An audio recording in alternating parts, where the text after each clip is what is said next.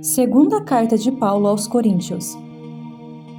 Saulo de Tarso, o apóstolo Paulo, é chamado por Jesus Cristo para ser apóstolo. Olá, queridos, agora a gente vai falar sobre o capítulo 8 e o capítulo 9. A princípio está falando acerca da situação da coleta, do dízimo, da oferta. Então a gente vai entrar um pouquinho para esse assunto. Qual foi a instrução do apóstolo? Ele fala ali sobre a disposição para essa coleta. Então ali no capítulo 8, iniciando, ele dá um elogio às igrejas da Macedônia. Nesse momento aqui, ele fala da obra da caridade que se desenvolvia nessas igrejas, que inclusive foi ele mesmo, que fundou. Então ele está falando, de como elas avançaram na situação do amor ao próximo, e sublinha, ali o conceito, trazendo ali palavras graça, serviço, abundância, bênção e principalmente comunhão, que traz aí o sinal exatamente também da sublimidade da obra da caridade. Então ele está querendo dizer que, traduzindo todas essas palavras que ele fala, tem um versículo que é muito próximo, Êxodo 16, 18. Quando mediram, aconteceu que os que haviam pegado muito não tinha demais, e não faltava nada para os que haviam pegado pouco. Cada um havia pegado exatamente o necessário para comer. Está lá em Êxodo, e está falando exatamente do momento do alimento, do maná, das codornas. E aqui é um ensinamento muito importante, porque a caridade, ela se trata exatamente disso, de você observar o outro e cuidar do outro na sua situação de dificuldade. Porque se existem diferenças dentro da igreja, podem existir ricos dentro da igreja, podem existir pessoas que têm menos situação financeira. Mas a pessoa que está rica, ela não pode ter acúmulo sem ajudar. E a pessoa que está pobre, ela não pode estar ali congregando e ainda acima de tudo está passando fome, passando dificuldade. Porque essa caridade, ela precisa funcionar de um lado para o outro, Tanto com os ricos quanto com os pobres, porque nós vemos também o exemplo do Senhor Jesus Cristo diante daquela mulher que deu o dízimo e houve ali uma situação de falatório para o Senhor Jesus Cristo, e o Senhor Jesus Cristo falou, ela deu tudo que tinha, deu muito mais até do que as pessoas que têm um poder aquisitivo.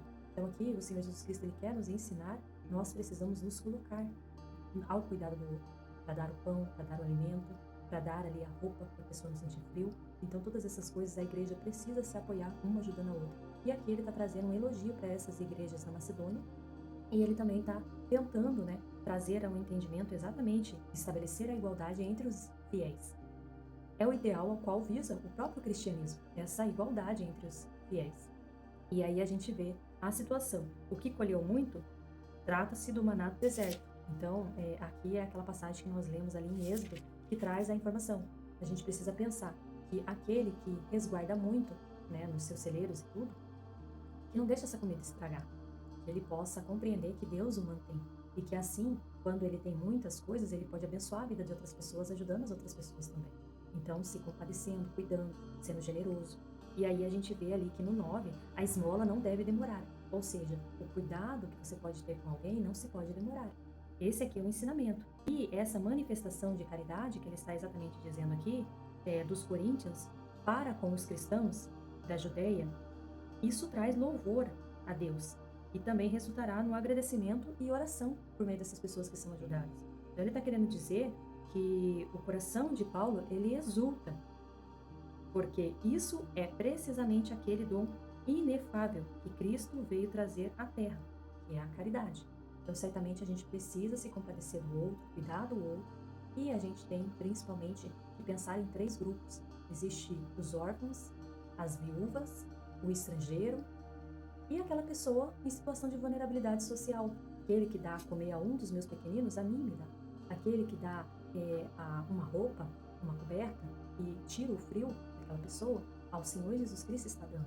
Então as passagens, elas trazem com muita força a ação que nós como cristãos temos como responsabilidade em frente à caridade.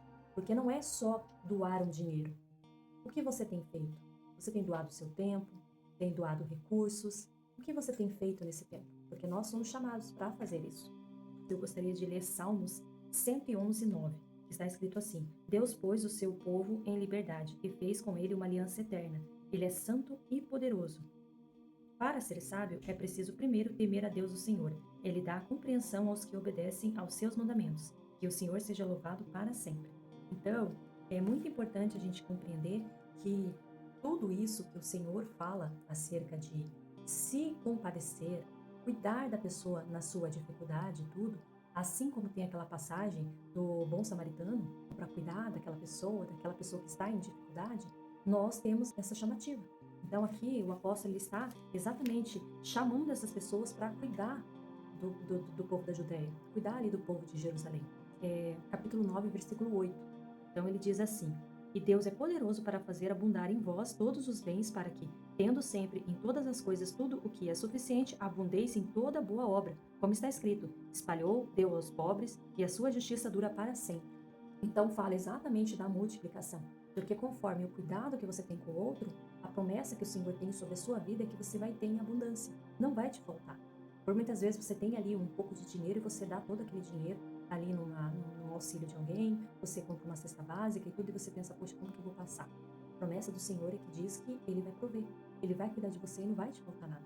Então que nós possamos ter esse entendimento. E essa passagem, ele fala muito acerca disso, para chamar cada um de nós, para que nós possamos cada vez mais cuidar das coisas de Deus, para que nós possamos cuidar das almas de Deus, os servos de Deus, porque a igreja, ela não é um local onde tem ali a situação de um mais importante, menos importante, não. Todas as pessoas que estão ali, Deus não faz exceção de nenhuma delas. Todas elas estarão no reino de Deus. A pessoa que não tem uma boa situação financeira é para a glória de Deus. As pessoas que têm um pouco mais de situação financeira boa é para a glória de Deus. O rico, o pobre, tudo isso é para a glória de Deus. Então, quando nós compreendemos isso, nós passamos sim da abundância que o Senhor coloca sobre as nossas vidas, e isso surte em obras que são agradáveis ao Senhor quando nós praticamos a caridade com o outro, sem olhar a quem. Amém? Graça e paz do nosso Senhor Jesus Cristo.